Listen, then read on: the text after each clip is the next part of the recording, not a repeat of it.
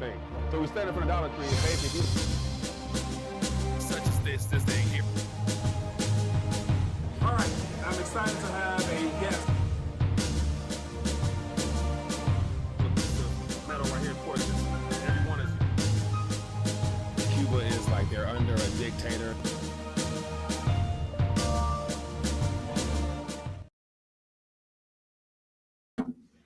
RTD Live Talk, Detroit's #1 YouTube talk show.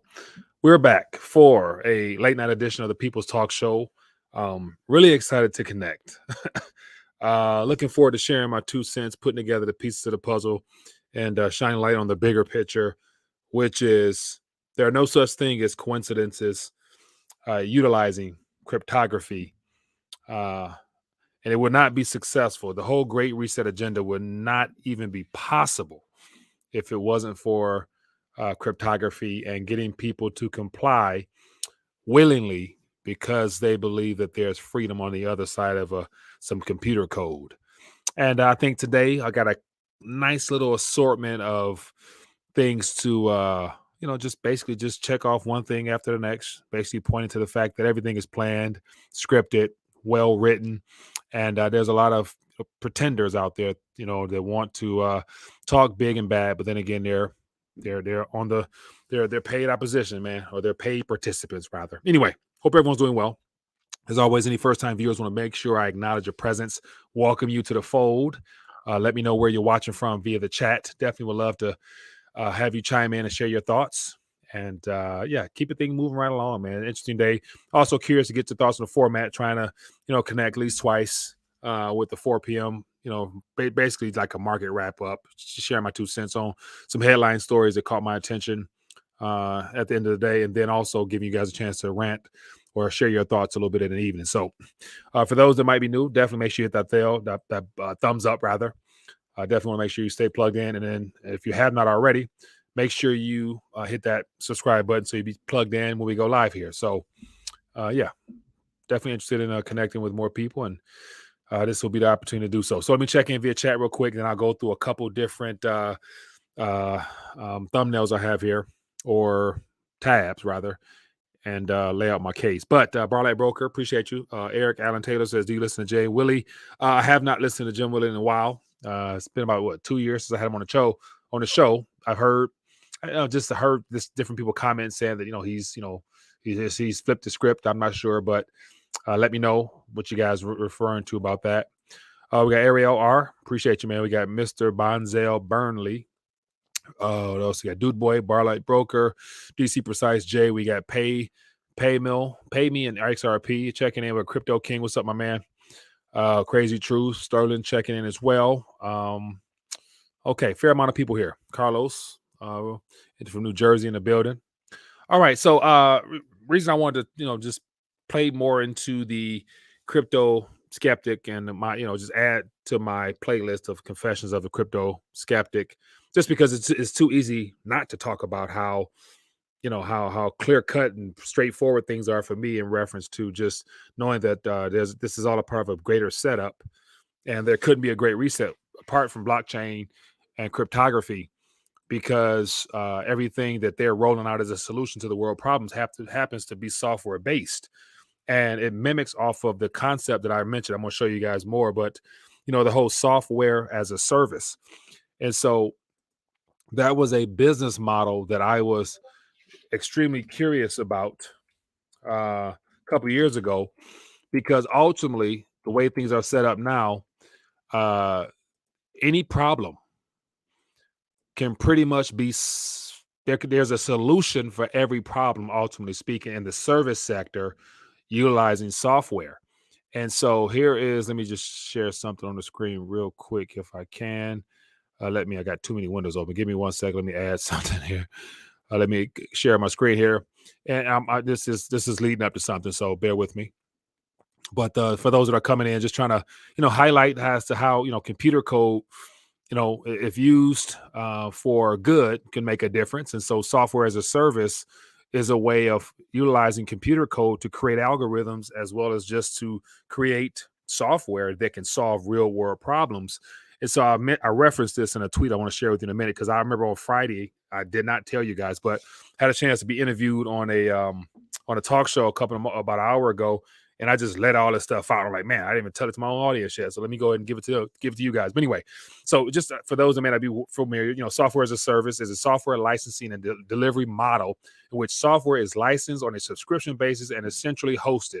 SaaS is also known as on-demand software and web-based, web-hosted software.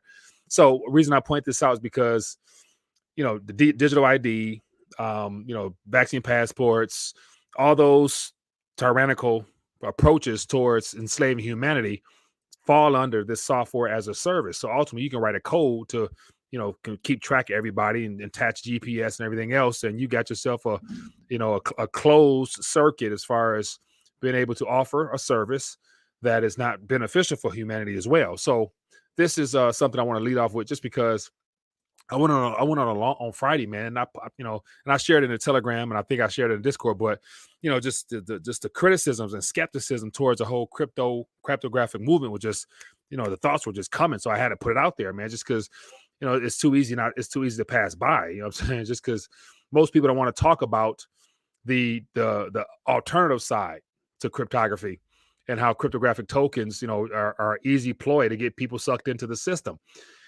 And so anyway, let me go back. And so for those that might be new, I'm saying this is all piggybacking off of my Rothschild Hegelian dialectic, and how ultimately for me, in talking about this subject matter, I can always point back to, this particular method here, problem, reaction, solution. I mean, we were told it would be here and the world will be looking for solutions. And what a coincidence that software happened to be that solution, both good and bad. So, until somebody can just better explain that to me, and, I'm not going to fall for the banana in the tailpipe. But anyway, let me get to some things I put out there. So this is a tweet I put out on the 30th. So this was the other day, but it's just, thought came to mind because it was a chain of thoughts. But it says, how come more people, let me zoom in. How come more people don't find it strange that the financially oppressed and the monetary oppressor are both excited about cryptographic tokens? Like, and the reason I just came to mind is because I just mentioned on the podcast, just, using this as an illustration as to how, people have been financially oppressed, definitely since, a gold was confiscated in the 30s. But then again, it became even more problematic in 64 when the silver was taken out of the paper. But then 71, was a nail in the coffin for the Federal Reserve note. And ever since then, man has been trying to earn more per hour, pursuing a higher number, but ultimately losing purchasing power, regardless of the number. And so, of course, the larger the number, the more cushion you have. But ultimately speaking, we've been convinced that, a greater number per hour, or a greater number in a savings account, or a greater number in a retirement would be enough, but not when it's the weapon itself. So, it's just amazing how, the financially oppressed, has been sold the idea that there's freedom through computer code on the other side of this, when the monetary oppressors, the central banks and governments, are also excited about computer code because they're looking to use their central bank digital currencies and the interoperability of that protocol to basically further their agenda towards controlling the currency system. So it's like, wow, like, how can everybody be geeked about computer code? But who am I? I'm nobody in this system. But so I just thought I would share that. And then here's another one here, and this is what I really want to piggyback on, because I got some information here from an HR bill that was put forth last summer. This shines more light on how you clearly have to understand and think that, the people who write these bills, they're not politicians. Politicians are not smart enough. So who are they written by? And this plays into what I'm going to get to as well, because this is something I shared on Friday. So yeah, this came out on Friday, I believe. And so here we got, Senator Loomis, and she's a pro Bitcoin, activist. She's a very outspoken, loud senator from, I think, Wyoming, and she's putting her money where her mouth is. And so I'll just listen to an interview of hers, and she's excited about trying to, propose her landmark crypto bill. So the question I put out to the community on Friday was, who do you think the primary writers or the contributors for this landmark crypto bill really are? Like, who do you really think did the pen, who put the pen to the paper to come up with these concepts for regulatory clarity.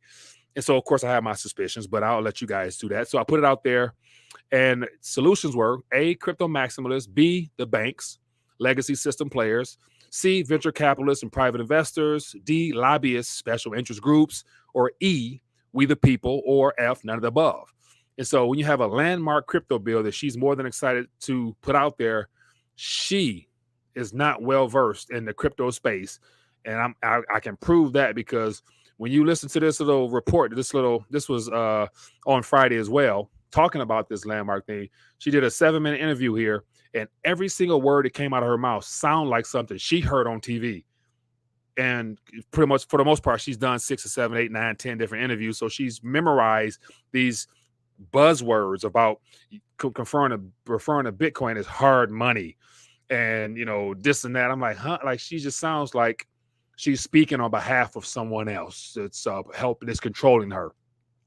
So out of curiosity, for those that are in the chat, I'm curious to see what you guys think based upon this landmark bill that's being put forth, 70 pages. Who do you think wrote it? And so there was, let me see, did anybody reply to this? So somebody said the banks, and other person said with a question mark, just, question mark, whatever. But, not too many people, questions out there for everybody, both, skeptics and maximalists, but nobody seemed to really want to participate. Oh, I wonder why. Because definitely it wasn't we the people. My suggestion was it's the banks. The banks are writing this. Why? It just seems very fitting that the banks also happen to be a part of this whole world currency shift at the same time. Anyway, let me keep moving. So my suspicion is the banks. And so why would you say that? Okay, let's get to the next one. So I also tweeted out just more evidence as to how, when you go looking for, holes in narratives and holes in agendas, it's quite obvious. So here is something I put out there, and this is pretty factual to my knowledge. I don't think nobody can debunk this because these are things that really happen. But here's a question. It says the EEA, or the Ethereum Enterprise Alliance, which I say the banksters and tech companies, they changed the code after the DAO hack 2016 for it, leading to a hard fork, creating a new chain called Ethereum, because Ethereum was not the Ethereum that it is now prior to this hack. It says now the Banksters chain has become the standard for DeFi and NFTs, referring to Ethereum. It says, why is no one wondering what the Banksters have in mind or have in store for moving from proof of work to proof of stake? And I have a whole rant as to why that's going to be key in this green economy that they're trying to create moving forward. And the Bitcoin at this current structure, the way it is not going to be a part of their plan. But just to show you how interconnected the banks are, here is a press release in 2017. Big corporates unite for launch of Enterprise Ethereum Alliance. JP Morgan and Microsoft. Just those two names started off. JP Morgan and Microsoft were seed investors before Ethereum was even built. So they had an interest in making sure it was built for their purposes first. So basically saying Jamie Dimon and his crew, as well as Bill Gates, because he has shares in Microsoft still, they're the kings of DeFi and NFTs, because the global standard for those sectors happen to be Ethereum. And who are the primary holders? And like I said, last rant, whose bags are the biggest? I'd imagine Jamie Dimon has a big bag of Ethereum and Bill. That's just my suspicion. But just to show more, here's just some of the early investors. I think I might have showed this before, but JP Morgan's on there, American Express, and IBM. So big corporations were prepared for Ethereum to be a main player. And I can see the flipping happening where Ethereum takes over Bitcoin. I can tell you why. But here's the EEA, which is basically this is the mafia. This is like the crypto mafia in a sense. You know what I'm saying? Like JP Dimon and Jamie Dimon is part of that crew. And then here's the next one here. This is just fresh off the press, like yesterday, 2 days ago. And so JP Morgan starts their own cryptographic blockchain fork of Ethereum. So this is why JP Morgan and other conglomerates were seed investors in Ethereum before the blockchain was even created. Once it was forked to make it Ethereum and the EEA was formed, the banksters had a seat at the table in the digital asset revolution. So just to click on this real quick. So this is JP Morgan's crypto asset blockchain version, a multi-asset blockchain network and platform that enables the exchange of value for different types of digital assets. So once again, if JP Morgan was an early investor, they're using Ethereum. This is Ethereum protocol right here. They are getting ready their DeFi protocols and storage capabilities and all the things that the free market was supposed to be doing, but it looks like the banks are getting in. And so I'm saying all this because if JP Morgan has their own cryptographic token exchange and DeFi service and swaps and all that other stuff, do you think they're going to let the free market continue to run things with unhindered? Of course not. Keeping it moving. And on the last side, first they say it was worthless. Then they say it's fraud. Then they say just hold a little. And finally they say it's gold, referring to Ray Dalio. How is it that during and after Davos, all the key bankers are now excited about the preferred asset class? So these are some questions people should just be curious about. Okay, so the reason I say all that is to lead to the criminality behind the banksters and who the real cartel is. So let me share with you a video real quick for those that are tuning in. I'm trying to put together the piece of the puzzle to show you how cryptography was never designed to be a savior for humanity. It was designed to usher in something. And the best way to entice you to accept it and get you on board, where you be willing to be out there, give free promotion, is as if you stood something to gain. But like I always say, if you didn't write the code, you don't control the consensus of the algorithms, and therefore your coins is not really yours either. Okay, so let me just share this with you, just more into the EEA and how the banks run that. And it's the number 2 protocol on the planet, and it's being taken over to proof of stake for a reason. And let me just share with you some players real quick. So this is just I'm gonna share a little quick video I came across a moment ago. Check this out. 2017, when William Hinman was named Director of Corporation Finance at the SEC, he fought behind the scenes while in office to keep getting millions of dollars in payments from his old law firm, Simpson Thacher. Hinman was warned repeatedly that this meant if he did anything as a public official that affected Simpson Thacher, he'd be breaking the law. Simpson Thacher joined the enterprise Ethereum Alliance, a group with the sole mission to promote Ethereum, while paying Hinman millions. In 2018, Hinman gave a high-profile speech declaring that Ethereum's digital token, Ether, is not a security. We believe current offers and sales of Ether are not securities transactions. The price of Ether immediately took off. That was after the comments by the SEC. So interesting market action there, right? Whoa. Did William Hinman break the law?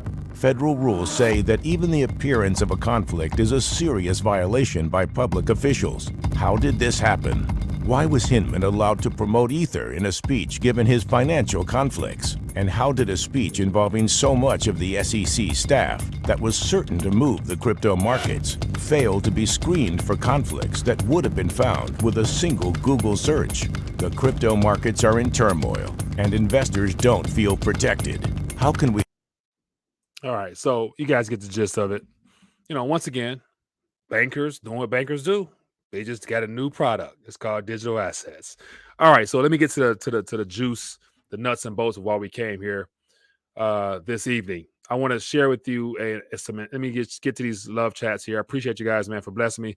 Said what's interesting is before the forks, BTC Maximus touted liberty from fiat due to banksters causing the 2008 recession. Now, anytime a bank offers leasing options to corporations, they celebrate. How the times are changing. Oh, 100%. So yeah, I'm not a crypto professional at all, but I do dig and get a little bit of my spidey senses tingling when I read and interview some people. But yeah, so definitely the whole big block, when Bitcoin went through its whole little transition, there was a lot of key players brought into the fold that helped secure the code on behalf of special interest. And of course, we had some forks, BCH, BSV, and all those other ones that went their way. But, the current code structure is not the same code, I don't think, that was a couple of years ago. Like, it's been more centrally controlled into the hands of a small few. And I can just go even deeper. I went on and looking at the hash rate of Bitcoin, And as of right now, I see a lot of vulnerabilities that a lot of people don't want to talk about. The primary two is the fact that every single mining operation, for the sake of getting more profit, they're becoming a publicly traded company. Therefore, by them going public, that puts them under the government's regulation to where their activity is now it's a whole nother ball game on top of them. Suppose their primary feature was to be securing the network and to all that other stuff. But you know what I'm saying? Like by them becoming a publicly traded company, that makes it that much more likely that they can be taken offline because their business model is tied to their share price now. And you're going to have a lot of banks coming in, buying up all these share prices because of profitability's sake. But then again, once it's time to flip off the switch, all you got to do is dump those shares of all those mining companies. Their company going to go belly up, lose a lot of money because they're going to leverage and they're going to borrow and, raise money and all that crap. And so they're going to have some debt issues. Then what they're going to have to do? Sell their stashes of Bitcoins into the market. And then eventually, depending on how things go, they're going to have to shut down. And of course, the U.S. is deliberately getting a lot of hash power in this country, trying to promote clarity and all that other stuff for that same point. Believe me, they're not going to allow competition when it comes to how people store their currency. So, and that's just one point of failure. So anyway, I can go on and on, but I'm not. But good point there, man. Let me get to the nitty gritty, man. I know you guys don't hear me rant too much, but it says different types of digital assets is entering language for banks to use because there hasn't been any types of legally defined by the government yet. Very good point. And that's what we're going to get to, the possibilities of the framework is already set. That's what I'm getting to. So I'm going to give you more of as to things. So I'm going to give you some stuff that I want all you guys to go dive in deeper for yourself because I end up scanning through it, and all the clarity is there. Clarity is there. We're just waiting on the narrative to build up and get more politicians on board and all that other stuff like that. But the clarity, yeah, it's there. They already got it written. Yeah, let me show you. Okay. Let me put this back some. Okay, let me keep it moving. I saw another one. Let me get to all of them. It says you should talk to and interview Reggie Middleton of Veritasium. He is the guy to talk about crypto IP ownership in the crypto space and the future of things. Reach out to him, brother. So Owen, so I had Reggie on the show already. So Reggie's been on the show, twice, if I'm not mistaken. And, we had some good talks, man. Like, so, I first met Reggie via interview back in 2016, before Veritasium even launched. And, I admitted to people back then that I was, real skeptical of him, sharing his 2 cents. Because I was, he's, as far as his, business acumen, he's, on top of things. But when before Veritasium even dropped, I was like, this guy, here you go right here. So 6 years ago, I interviewed Reggie and he was talking about the banking collapse and he was talking about Veritasium. I'm like, man, what is that? He's like, a blockchain coming out. I'm like, yeah, okay, we'll see. So yeah, smart guy, definitely, and so I have some things that I've shared before, basically saying how it sounds good now, but in my opinion, I don't think Reggie's going to be able to. It's going to be this. So this fight is going to be for the fight of his life, just because he's dealing with institutions that have already rigged the game. And I got more stuff I can show, but I'm going to let it out bit by bit. But definitely, I'll have him on again. But at this point, he's literally trying to position himself for the fight that he has ahead because. Even though he is in the right to having a patent, Banksters rather, they don't respect patents. You know what I'm saying? Because the cabal makes the rules, man. So they're not gonna let a black man come in between their paper. You know what I'm saying? As well as a global takeover. So that's just my 2 cents, man. I hope I'm wrong. Wish him the best. But it is what it is. Anyway, okay. So let me get to the nitty gritty, man. Let me just share with you why we're here. In my opinion, I want to share with you something that plays right into how. You got politicians out here promoting bills. So Don Bear, if I'm saying that correctly, from Virginia, a Democrat from Virginia, looks like a lifelong political figure. This is not a crypto guy. He don't know the first thing about cryptography or software. And so he put forth a bill. And so to me, when you read the bill, you go through the bill, you realize this ain't his. Somebody handed him this bill to put forth. And it's on the books. So like I always say, for those who might be new, you may not know, but I say There's a filing cabinet in all the bought and paid for politicians' office. And when an event occurs, they get a call. Hey, go, HR, whatever, go get it. We need to put that forward right now. It's time. Put it on the desk. Bam. They go look in their file cabinet. Okay. He gave me 10. Let me, here we go. Bam. I got a bill. Let me get some people to co-sign with me. Hey, the banks call. They call you. Okay, yeah, I need you to come over here and sign this. We got 5 people ready to, what I'm saying? This is my rendition of how it might go. Just to show you, these guys are not financially savvy. So they're bought and paid for puppets, in my opinion. So Don Bear put forth last year a bill that gives you all the clarity you need. And I'd encourage you to go read it for yourself, because it will definitely show you where the cryptography game stands. And they had this plan already. So it's called HR 4741, the Digital Asset Market Structure and Investor Protection Act. Doesn't that sound warm and fuzzy? Don't you feel like, the Congress is working in your best interests with the Investor Protection Act? Don't you feel protected now? Yeah, let me show you how they changing the game. There's some stuff in here, boy, just going to make your toes curl because it's right in front of us. And it just goes to show this was planned all along. So we got Representative Donald Bear put forth on 7/28 as if he wrote it and put it forth. So once again, this goes back to the question I put forth right here with her bill, Loomis bill, 70 pages crypto bill. She didn't write that bill. Somebody handed it to her. Who was it? It was the banks, man. Come on now, people. Come on now. So anyway, let me read the summary to you. I'll give you the summary. Then we're going to go through here. I'm going to pull out 4 or 5 key nuggets and let you guys do your own homework, but I'm going to give you the gist of it.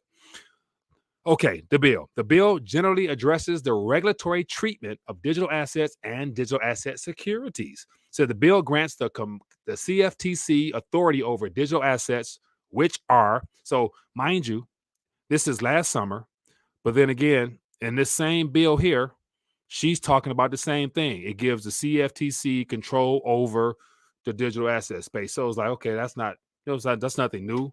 Mind you, they probably writing, the same script. It's just, she could be putting forth this bill, but expanded. That's how interconnected these people are. Okay, it says, which are created electronically or digitally through software code. Oh, what are we talking about software code again for? Oh, that's our future. And it says, number 2, our program with rules that govern the creation, supply, ownership, or transfer of the asset. Have a secure transaction history, whatever. Additionally, the bill grants the SEC authority over the regulation of digital asset securities, digital assets that provide a holder with equity or debt interest and issuer rights to certain payments on the issuer, voting rights, liquidation rights, whatever. Digital assets and digital asset securities are subject to the Bank Secrecy Act, anti-money law, whatever. The Board of Governors of the Federal Reserve, this is where it gets interesting. The Board of Governors for the Federal Reserve System may issue a digital currency. Oh, really? What's that called? However, digital asset securities, and fiat-based stablecoins are not U.S. legal tender. Digital asset-based stablecoins must be registered with and approved by the Department of Treasury, Janet Yellen. Okay, so it talks about, FDIC insurance, National Credit Union insurance on digital assets. So let's just dive in real quick. So I'm gonna just thumb through this real quick and share with you some things that jumped out to me. And it has to do with the digital dollar version, stablecoin information, the depository that will keep track of all your transactions on the blockchain, which goes back to, I think I said, up to 2016. They'll have records of, and they'll go back to your history and stuff like that. So let me give you some clarity for my people out there. So HR 4741. I'd encourage you to go look it up, read for yourself. I'm just trying to shoot it to you straight, people. So let's looking at the table of contents here. I'm gonna jump around some. So there's legal tender status being given to the digital dollar Federal Reserve, the Federal Reserve digital dollar. In this, so there's a lot of amendments to the Securities Act as well as to the United States Customer Code. There's some amendments there. A lot of amendments been suggested in this bill. Okay, let me get to the definition. So the definition of digital asset currency. delayed regulation for digital asset securities, Securities Act of 1933. They got some suggested amendments for that, basically putting digital assets within that bill, giving it the whole regulatory clarity so that the CFTC and all the governments can now regulate that under the Securities Act, because it'll be official once it's amended. And then let me get to some more things here. It says treatment of the digital assets under the Commodity Exchange Act. And we got some new governing bodies here that will be overseeing some things. We got swap data repository. So think about this: your swapping from cryptocurrencies. There's a data depository and digital asset trade repositories. So there's going to be some entities set up to basically track, monitor, and trace your swaps in real time. You better believe that.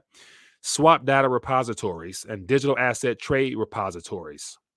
So just more information there. I'll save you guys the headache, but just giving you some clarity. Let me go back up to my because we'd be here too long if I had to scan through all this, but it's all here for you. This is suggestions. It says various digital asset reports. The IRS report on digital asset ownership taxes. Oh, this is a good one. So this is where I talked about going back into your history. So it says IRS report on digital asset ownership and taxes.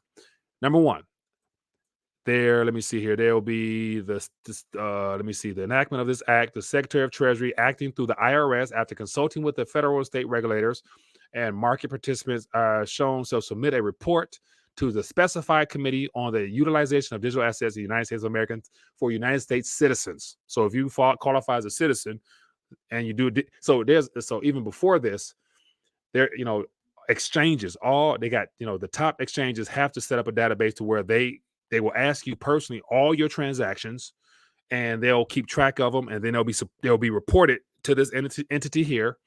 And so here's what they're looking for. It says estimates the number and percentages of U.S. citizens who own digital assets as of the date of enactment of this act, who paid tax on digital assets each year between 2016 and 2020.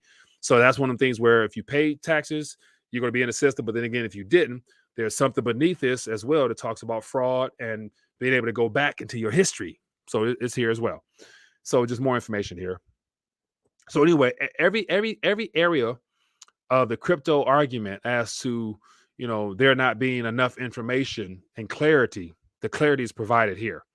And it's just more of the same. It's just a new product, digital assets. That's all. So I'm going to show you how. Let me get to this good stuff. Let me get some good stuff real quick. So pardon me for ranting or whatever, but I got so much to get out. I don't want to keep you guys too long, but digital asset security under the federal securities law.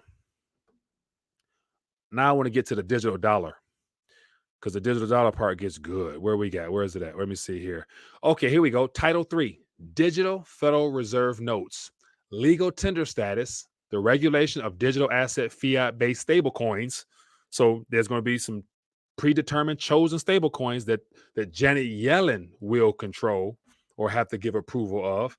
The FDI, banking insurance, because the banks are still in the picture as of right now. So let's just get down to the nitty gritty. So I want to get to the digital dollar, because this is what it's all about. This is the rebranding of our current structure. This is what they got on the books. And, when it's time, as I said before, they're going to go pull us out and say, hey, we got a couple of amendments. We're going to put it for a vote, yada, yada. Okay, so let's get to the nitty gritty. Here is the bulk of what's going on here. So under B, issuance to the Reserve Bank's nature of obligation redemption. It gives you a lot of spiel here, but let me get to the nitty gritty. It says, further, the Board of Governors of the Federal Reserve System, after consultation with the Secretary of Treasury, is authorized to use distributed ledger technology for the creation, distribution, and a recordation of all transactions involving digital Federal Reserve notes. The said notes shall be obligations of the United States and shall be considered legal tender and shall be receivable by all national and member banks and Federal Reserve banks, and for taxes, customs, and other public dues. And then this is the part, right? This is comical. They shall be redeemed in lawful money on demand at the Treasury Department of the United States in the city of Washington, District of Columbia, whatever. And so Section 32OB digital asset legal tender status. So it talks about, this is the tweaking of the amendment that I talked about last summer that we're going to hear about at some point. There will be some legislation put forward that will tweak some words in the legal tender status and allow digital assets, and more importantly, the Federal Reserve dollar, as it says here, to become legal tender. So here is the recommendation on the table right here. Subsection 5103, legal tender in the United States Customer Code. Consumer Code, or you get my drift. Here's the new framework, the way they're going to word it once it's signed into law. United States coins and currency. Well, we know coins and currency equates to gold and silver, but they wouldn't say that in here. Including Federal Reserve notes and circulating notes of Federal Reserve banks and national banks. So, including Federal Reserve notes. So here's my thing. Will Federal Reserve notes, because the digital version of their liability is called the Federal Reserve, digital Federal Reserve notes. So where's it at? Where's the name at again? Let me find. Okay, no. So yeah, digital Federal Reserve notes. So because it's still labeled reserve notes, does that give it qualification? Because I was anticipating them saying digital Federal Reserve notes within it, but they don't say that here. But we know what they're insinuating because they just said above what it would be considered. So this is a little trickery right here because they're not putting Federal Reserve digital notes in here, but it's a reserve note. So I assume they're gonna lump it under the same because this ambiguity is very unclear.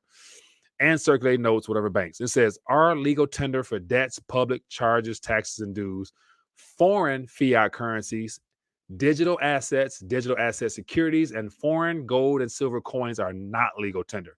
So here's a question. Digital assets and digital asset securities. What does that mean? So that means in the framework here, they're going to further describe and break down what's a security and what's not a security. You better believe whatever they decide and determine, it's going to be in the best interest of the people who wrote this, which happens to be the banks, which once again, I would say goes back to JP and Crew and, every other player that's in this game. So this is just more the setup. It's going to favor them, but it's not going to be for the people because they've already said they're going to track, trace, and monitor everything you do, your swaps, your history, you name it. So this is just more information here, man. I can go on and on, but I'm going to spare you that. But I'd encourage you. So here's how the banks deal with it for the credit unions and for the regular depository banks.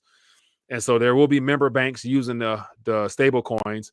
And let me get to the part where it talks about Janet Yellen, basically. Here we go. Digital asset digital asset transaction actual delivery reporting. That sounds very user friendly. Says the transfer and possession of control include the transfer of control over any private keys by the seller to another purchaser no later than 24 hours after the digital asset transaction is entered, and such a delivery is accomplished by either.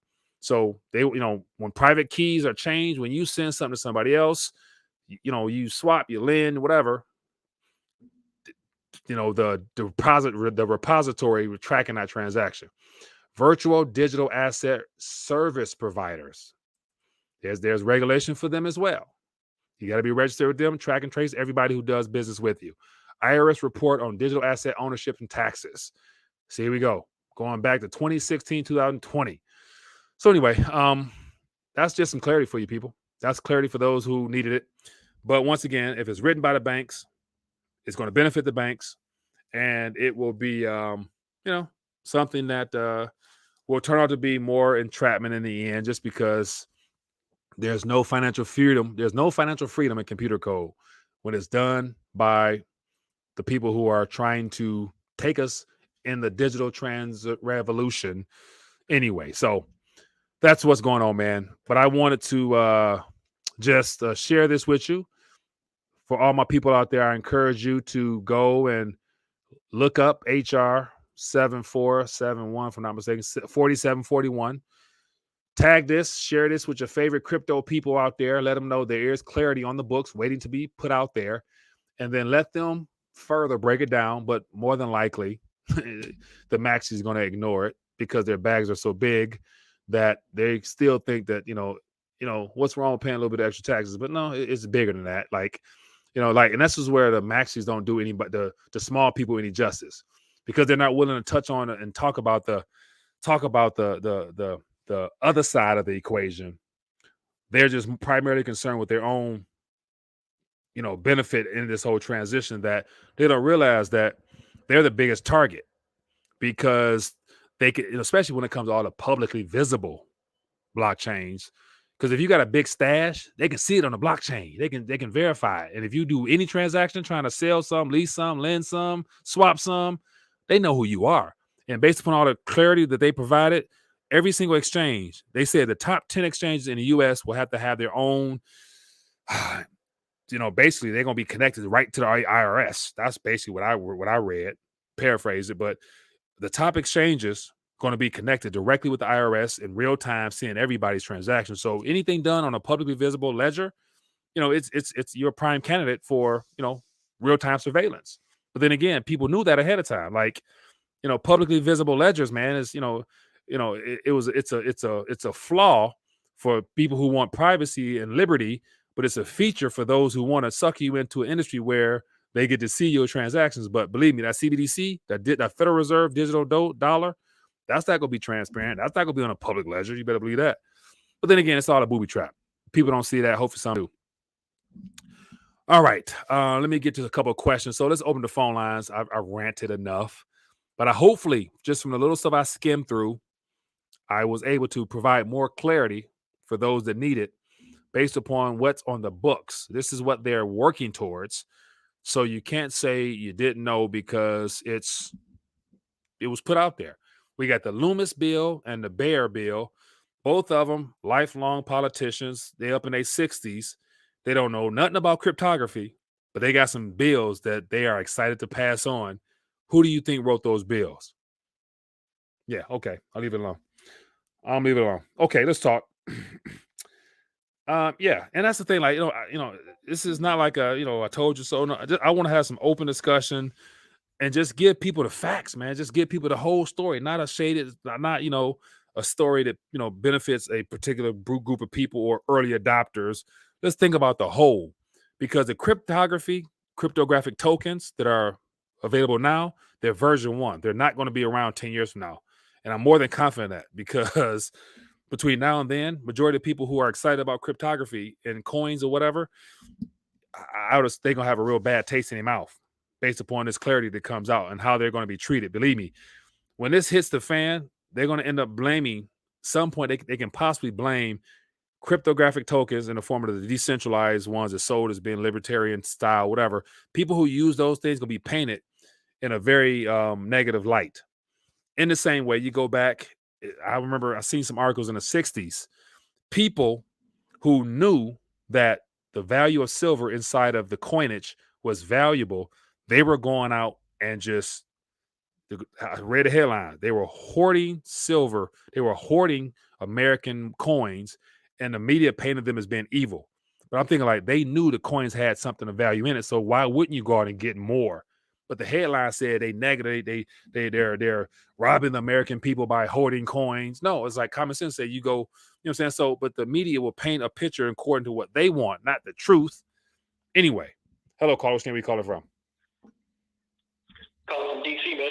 How you doing, boss man? What's your name? I'm actually Black Wizard. Black Wizard. The guy posted this. Yep. For sure. What's in your mind, my man?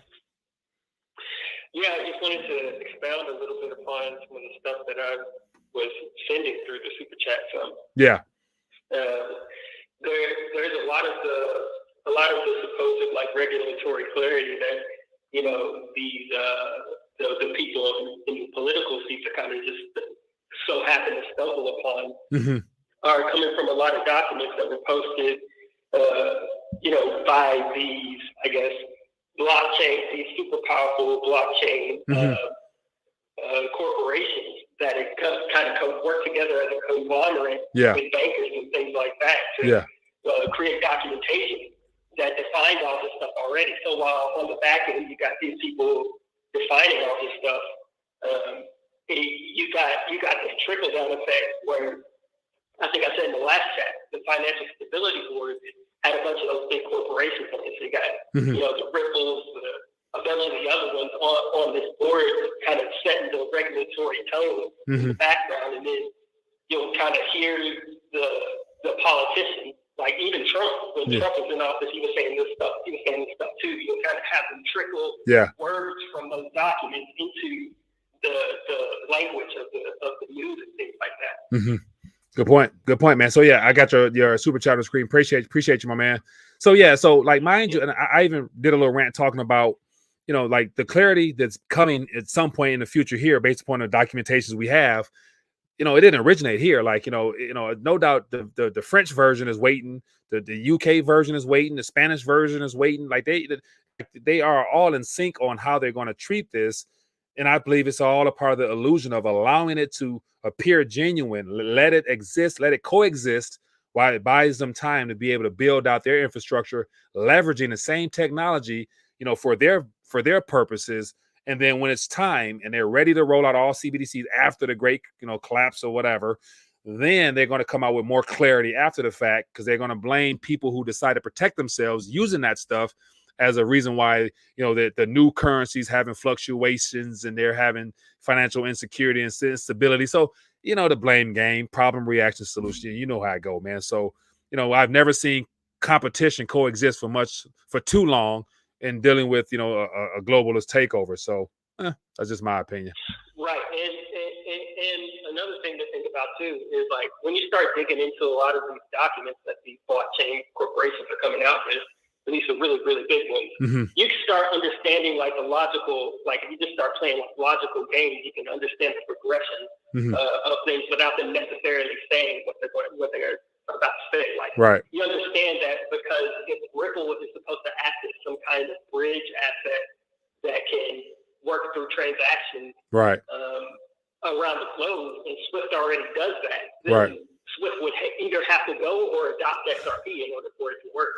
So it's like you can understand to some degree that in order for a lot of these things that they're talking about, like the digital wallets, the health records that would never leave, a lot of the AI, the smart technology, in order for a bunch of that stuff to work, it needs blockchain. It needs blockchain as a backward infrastructure for it to work. Which means also that a bunch of corporations have to be talking to each other. So it's like, and none of this works without a bunch of really powerful people talking to each other. And the infrastructure being set already. 100%. That's where I just want people to realize that, you know, none of this stuff is just coming about just by chance, as if they're still trying to negotiate and work out the details of this clarity. It's already been done, because it was done, you know, well before now. And I would imagine that, you know, even when, you know, 1988, when they had the Rothschild cover saying get ready for world currency, they knew what type of clarity and what distraction they needed to buy them time to set up their own versions of a centrally controlled currency. Because, you know, my thing is, when you see burning currencies on that cover, what's the opposite? What's the obvious solution? Like, well, where do you go beyond paper? Oh, you go straight to digital, because we already had digital at that time. But now it's prevalent, it's predominant. So why not just rebrand it and make it so that it's programmable, you know, you know, all that other crap they try to sell us. So yeah. But hey, man, I appreciate your calling, my friend. Thank you for the love offering as well. Yeah, no problem. Be good. Yeah, good stuff, man. Good stuff. And that's where, you know, I just enjoy being on the side of just the concerned citizen. That's what I'm calling myself. I'm just a concerned citizen. That's all. Because the same people, and I'm referring to let me see, put him on the screen here, Donald Baer, the person who brought forth HR 4741, as well as Loomis, you know, neither one of them talks about gold or silver. Like, I think Loomis might have mentioned, you know, even in this little interview I was watching, she talked about, you know, Bitcoin is the hardest money. I'm like, oh, where did I hear that before? Oh, that from Michael Saylor and all the other people. So she's just regurgitating information that she's been good. I wouldn't be surprised if there's a good portion of political candidates, as well as bankers, institutions, they come together and have conferences where they come up with buzzwords to share so that they can be on the same page when they go in front of these mainstream medias. Because mind you, CNBC, MSNBC, Fox, CNN, they all now have the ticker symbols for crypto, as if like it's set in stone that is a new asset class. And when JP Morgan, confirming it, saying that it's the preferred asset, and Ray Dalio confirming it, it's like, okay, it's here. No doubt it's here. Bitcoin will go to $1 million. I'm gonna be the first one to tell you that Bitcoin will go to $1 million. but it's not going to the million in the standpoint that the people on the other end of that are going to be able to enjoy that at million, because think about all the other software as a service models that are in play. The codes, IDs, passports. You won't be able to participate in society normally, barring having participated in all the other programs as well. So if you want to enjoy the benefits and fruits of your early adoption, you're going to have to sign on with a lot of other stuff as well in order to get the full enjoyment of your early adoption with cryptography tokens, in my opinion. So, but then once again, I'm just a man on YouTube with a mic and a camera. I could be 100% wrong. I hope I am wrong. But then again, if I'm not, then you'll have something to chew on that this crazy guy from Detroit late night used to talk about back in the day, saying that, it was all a trap. It was a setup from the jump. But, with time will tell. But in the meantime, you got, Loomis. That's what I find to be funny. Loomis is out here, she's pro Bitcoin. Then her opposite constituent, or colleague rather, Elizabeth Warren, she's anti-crypto. She's don't want nothing. We got to regulate the hell out of it. We got to put it in the ground. We got to bury it. Still got Loomis, Warren. They both 60-something, 70-something, don't know nothing about money other than what they've been able to secure for themselves in the political game, because it does pay to be a politician these days, it looks like. You can definitely come up big in the political realm. Hello, caller. Where you calling from? How you doing, Mike? This is Joe from PA. Joe, what's going on, my man? I just want to ask you a quick question. I heard you mention something about self-training online. You was mentioning something about Michael Saylor's coding training. Is that Python? Saylor Academy. Let me look it up. He has an assortment of different classes on there for different subject matters. And let me put it on the screen real quick, because I did scan through it, but it's free. And, he's working on to provide some accreditations and all that other stuff. But let me see. I got it on the screen right now, but let me see courses. I'll just scan through it real quick, but feel free to share whatever you're talking about. Let me see here. He has computer science. He got C++ programming, Bitcoin for developers, software engineering, operating systems, computer communication network. So these are all, computer science classes. So if you go from computer science 101 all the way up to 406, I think you'll graduate with a accreditation from his academy that, he was talking about will allow you to, walk right into the doors of some pretty big companies, because they look at his class structure as being Harvard level type, stuff, or MIT type stuff. He's talking about it's better than going to university because it's free and it's right here in front of you. So that's just my little 2 cents. All right, cool. So have you I have not started. engaged with it? No, I have not. Nope. Other than just researching after hearing some of his rants, I have not, just because I'm like, as much as I want to dive deep, I really ain't got time to sit down and go to school again. But when it comes to the C++ programming, because I don't know if you can nitpick and just pick certain things out, but on the screen here, I got his C++ training, and let me see here. So you can sign up now, and it has 40 hours worth of instruction with a free certificate at the end. It says college credit recommended. So, if I have 40 hours to sit around and really dig in, I would, but the time is not as available as I would like for it to be. But, for people who want to just dip and dabble and do a little bit, it's possible. But it's free schooling and something that, could definitely pay off big time now and in the future, I think. So I am still interested, yes, long story short. Okay, are you mining? Because I know a lot of people have different mining rigs. Are you mining No, right now? I am or no. You think that's No. I mean, so I never got too technically involved. And so I dip and dabble with different projects based upon my little bit of diving deep in research and stuff like that. But as far as mining and stuff like that, nope. Just, I haven't got into it, just because in order to be effective with anything, you got to invest time into it. And I unfortunately don't have that type of time amongst everything else. So. All right. Well, thanks for your time. I think before I let you go, if you wasn't doing this, what do you think what are the couple of things, if you wasn't doing what you've been doing for a couple of years now with spreading the word, what do you think you'd be doing? Have a nice day. I appreciate you, man. I love the answer. Thank you for calling. Yep. All right, peace. So if I had, what, man, so I can give you a long rant, but, as far as, I've always been fascinated with technology, and I'm, somewhat of a tech head. So video editing, anything to do with, tech, video editing, software. I would have gotten the software programming, I'm sure, had I known about the importance of it years ago. But, as far as the ministry's sake, that's kind of where my heart is at now. So I definitely probably would have went to school for the ministry purposes so that I could, I would literally probably be, doing some things for the Lord, full timer in a sense. But, I'm a continuous learner. So I try to pick up new skills whenever I can and put them to use, and utilizing, digital marketing, things of that nature definitely helps. So, I would definitely be trying to do things where I can share my faith as well as my story. And my passion used to be traveling. So I would do all that traveling. That's what I would be doing if I could. But yeah, good question, man. Good question. All right. So we're at the 55-minute mark. Missed a lot of calls. I apologize, man, but I had a lot of rants on my chest. But hopefully some of the things I put forth make sense, but it's just not for you to take it as my word.